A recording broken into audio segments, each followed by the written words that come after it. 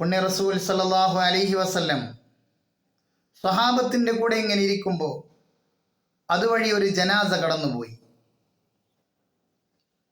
മരണപ്പെട്ടിട്ട് ഖബറടക്കത്തിലേക്കുള്ള യാത്രയാണ്. മൃതദേഹം വഹിച്ചുകൊണ്ട് ആളുകൾ പോവുകയാണ്.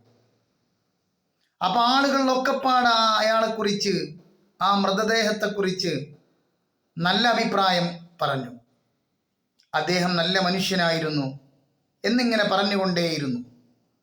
ഉടനെ നബി പറഞ്ഞു വജബത്ത് എന്ന്. സഹാബികൾ അതിനെക്കുറിച്ചൊന്നും ചോദിച്ചില്ല. ഇതേപോലെ മറ്റൊരവസരമുണ്ടായി. വേറെ ഒരു സമയത്ത് ഒരു ജനാസ കടന്നുപോയി. അപ്പം ആളുകളിലൊക്കെ ആ ജനാസയെക്കുറിച്ച് മോശം അഭിപ്രായങ്ങൾ പറയാൻ തുടങ്ങി. അദ്ദേഹം വളരെ മോശമായിരുന്നു.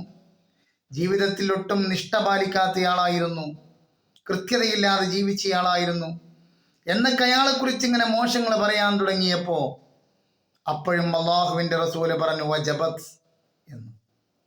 ഉടനെ ഉമർ ഇബ്നുൽ ഖത്താബ് റളിയല്ലാഹു തആല അൻഹു എഴുന്നേറ്റ് നിന്നിട്ട് ചോദിച്ചു, അള്ളാഹിൻ്റെ റസൂലേ, മാ വജബത്ത് യാ റസൂലല്ലാഹ്, എന്താണ് നബിയെ സ്ഥിരപ്പെട്ടു എന്നങ്ങ് പറയുന്നത്? എന്ത് സ്ഥിരപ്പെട്ടു എന്നാണ് അങ്ങ് പറയുന്നത്? ഉടൻ അള്ളാഹുവിൻ്റെ റസൂൽ അതിന് മറുപടി മൊഴിഞ്ഞു, ആദ്യം കൊണ്ടുപോയ ജനാസ, ആ ജനാസയെക്കുറിച്ച് നിങ്ങളെല്ലാവരും നല്ല അഭിപ്രായമാണ് പറഞ്ഞത്.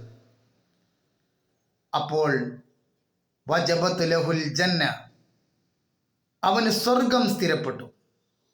രണ്ടാമത് കൊണ്ടുപോയ മൃതദേഹത്തെക്കുറിച്ച് നിങ്ങൾ മോശം അഭിപ്രായമാണ് രേഖപ്പെടുത്തിയത്. അപ്പോൾ വജബത്ത് ലഹുന്നാർ, അവന് നരകവും സ്ഥിരപ്പെട്ടു എന്ന്. അൻതുമു ശുഹദാഉ ഫിൽ അർദ്, നിങ്ങളാണ് ഭൂമിയിലെ സാക്ഷികൾ എന്ന് പരിശുദ്ധ റസൂൽ. അഥവാ നല്ലത് പറയുക എന്നുള്ളത് മരണപ്പെട്ടു പോയ ആളെ സംബന്ധിച്ചിടത്തോളം വലിയ കാര്യമാണ്. മലക്കുകൾ അതനുസരിച്ച് അവന് ആമീൻ പറയും.